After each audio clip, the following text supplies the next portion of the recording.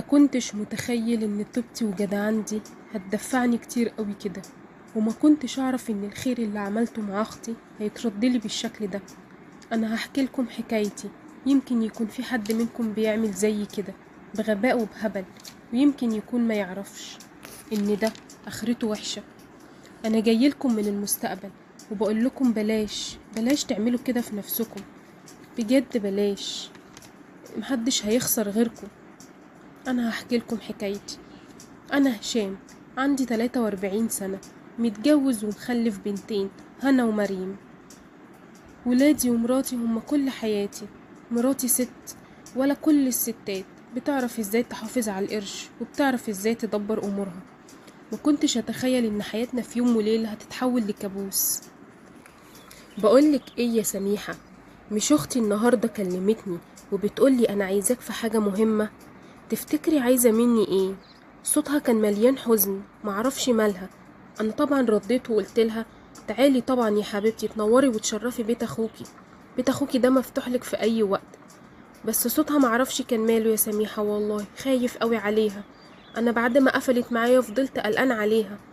اما شوف هي جايالي بعد شوية، هشوف هيكون في ايه. ربنا يستر وما يكونش في حاجة وحشة. انتي عارفة انا ابويا موصيني عليها. ربنا يستر، انا مستنيها اهو. بإذن الله خير يا حبيبي، مش عاوزاك تكون قلقان. انت عارف اختك ساعات بتكبر المواضيع شوية، ما تقلقش خالص، بإذن الله مفيش اي حاجة وحشة. يا رب يا سميحة، يا رب يسمع من بقك ربنا. بإذن الله خير، أدينا هنعرف هو في إيه. شرفتي بيت أخوكي يا أميمة يا حبيبتي، وحشتيني قوي والله. انتي عاملة إيه وجوزك عامل إيه والولاد إيه أخبارهم؟ عاملين إيه في الدراسة؟ طمنيني عليكم، بقالي كتير ما شفتكيش. احنا مش بخير ابدا يا اخويا يا حبيبي، والله احنا مش بخير ابدا. انت لو تعرف اللي حصل لنا. انا قلت ما فيش غير اخويا حبيبي هو اللي هيقف جنبي وهو اللي هيساعدني في اللي احنا فيه. انا مش عارفة اعمل ايه، مش عارفة بجد. انا هحكي لك كل حاجة يا حبيبي. ايه يا اميمة قلقتيني، قولي في ايه على طول. فيكوا حاجة؟ الولاد كويسين؟ انا عندي مشكلة كبيرة يا اخويا ومش عارفة اعمل ايه.